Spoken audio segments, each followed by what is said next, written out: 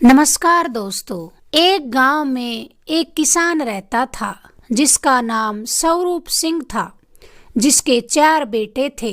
स्वरूप सिंह सूरत और सीरत का बड़ा ही अच्छा आदमी था।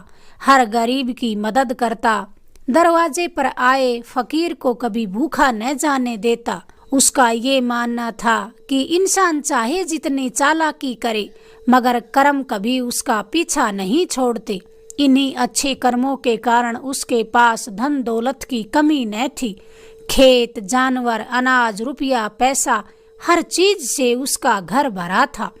समय के चलते स्वरूप सिंह बूढ़ा हो गया तो उसे ये चिंता सताने लगी कि मेरे मरने के बाद मेरी जायदाद के बंटवारे पर कहीं मेरे बेटे लड़ाई न कर बैठें। कुछ समय बाद स्वरूप सिंह ऐसा बीमारी ने घेरा कि अब उसकी जीने की उम्मीद न रही। उसने अपने 4 बेटों और अपने एक खास नौकर को बुलाकर अपने बेटों से कहा, यदि मैं इस दुनिया से चला जाऊं तो तुम मिलजुल कर रहना। मिलकर रहने से बड़ी बरकत होती है। मैंने तुम चारों के लिए बहुत कुछ छोड़ दिया है। मेरी इसी चारपाई के 4 पायों के नीचे एक एक हंडिया गड़ी हुई है। तुम अपनी अपनी पसंद से ले लेना। इतना कहकर उसने अपने बेटों को वहां से भेज दिया। फिर अपने नौकर से 4 हंडिया मंगवाकर उनमें उस नौकर की मदद से जो कुछ भरना था वह भरकर चारपाई के सभी पायों के नीचे चारों मटकों को गाड़ दिया। 2 दिन बाद जब स्वरूप सिंह को ये एहसास हो गया कि अब मैं नहीं बचूंगा तो उसने अपने 4 बेटों को एक साथ बुलाकर कहा, बेटो, धन दौलत के बंटवारे के लिए अक्सर खून खराबा होता है। मैंने अपनी पूरी जायदाद के 4 हिस्से कर दिए हैं।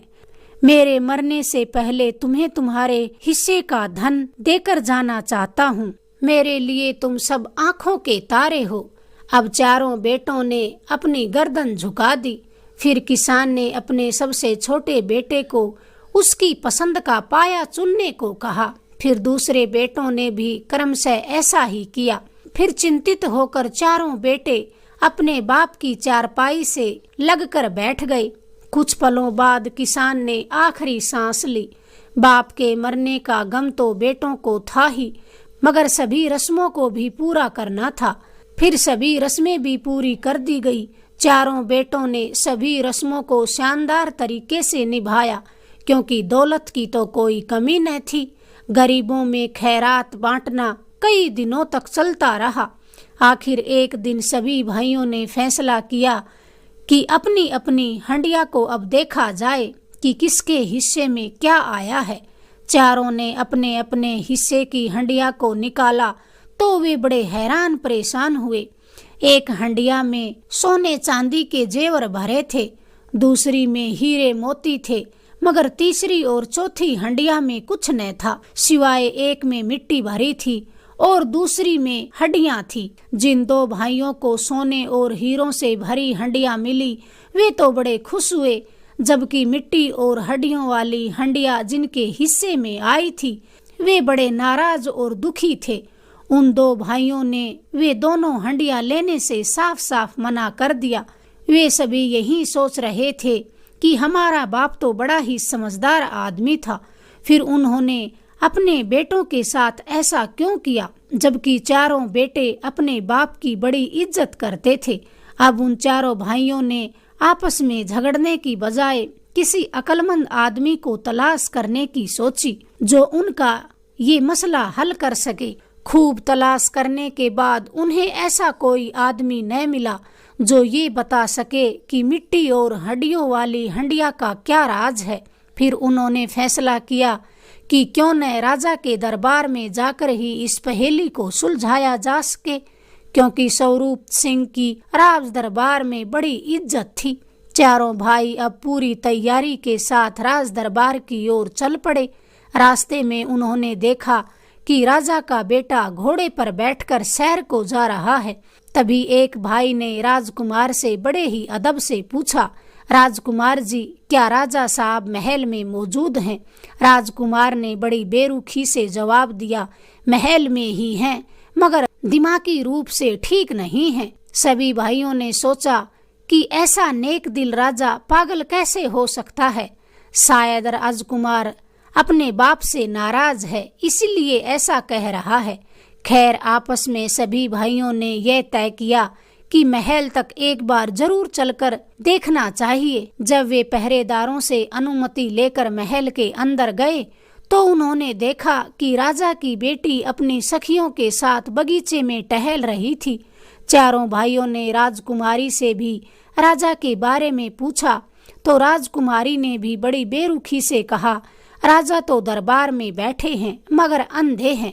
ये सुना तो चारों भाइयों को बड़ी हैरानी हुई और ताज्जुब भी हुआ कि राजा का बेटा तो बाप को पागल बता रहा था और बेटी उसे अंधा बता रही है। जरूर कुछ न कुछ तो बात है। चारों भाई कई वर्षों पहले राजमहल के एक कार्यक्रम में अपने बाप स्वरूप सिंह के साथ शामिल हुए थे। इसी कारण महारानी भी उन्हें अच्छी तरह से जानती पहचानती थी। इसलिए वे चारों भाई बेधड़क रानी से मिले तो रानी ने उन्हें अलग ही बात कही कि 1 वर्ष पहले राजा की तो मौत हो चुकी है। चारों भाई फिर मायूस होकर वापस अपने घर को जाने लगे तो रानी ने उन्हें रोका और कहा, बेशक तुम राजा के पास जाओ, वे दरबार में हैं, लेकिन मेरे लिए तो वे 1 वर्ष पहले ही मर चुके हैं। अब चारों भाइयों की जान में जान आई। रानी ने अपनी 2 नौकरानियों के साथ उन सभी भाइयों को राजा के पास भेज दिया। जब वे राजा के पास पहुंचे तो दरबार में केवल एक आदमी ही राजा के पास बैठा था, जो राजा के साथ कुछ बातचीत कर रहा था। राजा ने उन्हें देखा तो तुरंत पहचान लिया कि ये तो स्वरूप सिंह के बेटे हैं। इसलिए राजा ने सम्मान के साथ उन्हें बैठाया। फिर राजा के पास बैठे आदमी को स्वरूप सिंह की खूबियां बताने लगे। बातों ही बातों में राजा को पता चला कि स्वरूप सिंह अब इस दुनिया में नहीं रहे हैं। राजा को बड़ा अफसोस हुआ और इसी के साथ उन चारों भाइयों के महल में आने का कारण पूछा। तब बड़े भाई ने सारी कहानी बताई कि हम आपके पास क्यों आए हैं। राजा ने सारी बात सुनी मगर मुंह से कुछ न कहा, बल्कि सोचते रहे कि आखिर स्वरूप सिंह किसान का मिट्टी और हड्डियों से क्या मतलब हो सकता है। चारों भाई भी उधर सोच रहे थे, पता नहीं राजा क्या कहेंगे। उन्हें ये तो पता था कि राजा की अक्लमंदी सारे राज्य में मशहूर है। अचानक राजा बोले, तुम्हारे बाप ने बहुत ही अच्छा किया। जब राजा के मुंह से ये बात सुनी तो 2 भाइयों के मुंह लटक गए, जिनकी हंडिया में मिट्टी और हड्डियां थी। राजा ने फिर कहा, जिसको हीरे मिले वह उसकी किस्मत, जिसको सोना मिला वह उसकी तकदीर, लेकिन मिट्टी और हड्डियां पाने वाले भी नुकसान में नहीं हैं। मिट्टी का मतलब है सारी जमीन, खेत, बाग, बगीचे, इन सब का मालिक ये रहेगा। और हड्डियों वाली हंडिया का मतलब है कि सभी दूध देने वाले पशु, घोड़े, ऊंट, बैल आदि सभी हड्डियों की हंडिया वाले मालिक के हिस्से में आएंगे। राजा की बात को सुनकर सारे भाइयों के चेहरे खिल उठे। उन्होंने राजा से कहा, महाराज, आपका साया हमारे सरों के ऊपर बना रहे। जब वे वापस आने लगे तो बड़े भाई को राजकुमार, राजकुमारी और रानी का ख्याल आया। वे पीछे मुड़कर राजा से बोले, अगर आपकी अनुमति हो तो हम कुछ ऐसी बातें जुबान पर लाएं जिनका संबंध आपसे है। राजा ने कहा, हाँ हाँ, जो कुछ कहना है बेफिक्र होकर कहो। बड़े भाई ने फिर कहा कि जब हम आपके पास आ रहे थे तो राजकुमार ने कहा कि आप दिमागी रूप से ठीक नहीं हैं। फिर राजकुमारी से मिले तो उन्होंने आपको अंधा कहा। रानी ने तो आपको इतना कहते कहते बड़ा भाई रुक गया। राजा ने कहा, हाँ, वो यही समझती है मैं उनके लिए मर गया हूँ। उन सब का मतलब ये है कि मेरा बेटा अब 18 वर्ष का होने वाला है। मैं चाहता हूँ वह पहले अपनी पढ़ाई पूरी करे, और फिर कोई अच्छी सी लड़की देखकर मैं उसकी शादी कर दूं, फिर उसके कुछ इम्तिहान लेकर ये तख्तो ताज उसे सौंप दूं, मगर वह हथेली पर सरसों जमाना चाहता है, यानी मैं उसे अभी के अभी इस राज्य का राजा बना दूं, मगर मैं ऐसा नहीं करूंगा, इसलिए वह मुझे पागल समझता है। राजकुमारी के लिए भी मैं अच्छा सा लड़का देख रहा हूँ ताकि उसके हाथ पीले कर सकूं, क्योंकि अब वह जवान हो गई है, लेकिन वह अपनी पसंद के लड़के से शादी रचाना चाहती है। उसका सोचना है कि मुझे उसकी खुशियां दिखाई नहीं देती। रानी ने जो कुछ कहा इसका कारण ये था कि साल पहले मैं उसे सैर कराने ले जाता, मजेदार बातें करता, साथ खाना खाता, मगर अब हर रोज दरबार में हजारों शिकायतें और प्रार्थनाएं आती रहती हैं। जब तक मैं उनकी शिकायतें सुनकर फैसला करता हूँ तो रात हो जाती है। हर समय दरबार में रहना पड़ता है ताकि कोई मायूस वापिस न चला जाए, इसलिए रानी को मेरी कमी महसूस होती है, मगर उसे यह सोचना चाहिए कि भगवान ने यह तख्त मुझे ऐश करने को नहीं दिया।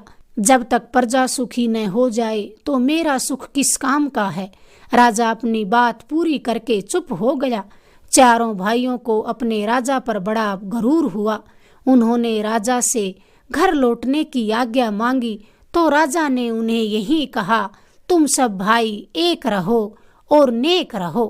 अगर आपको ये कहानी पसंद आई, प्लीज़ हमारे चैनल को लाइक करें, शेयर करें, सब्सक्राइब करें। धन्यवाद दोस्तों।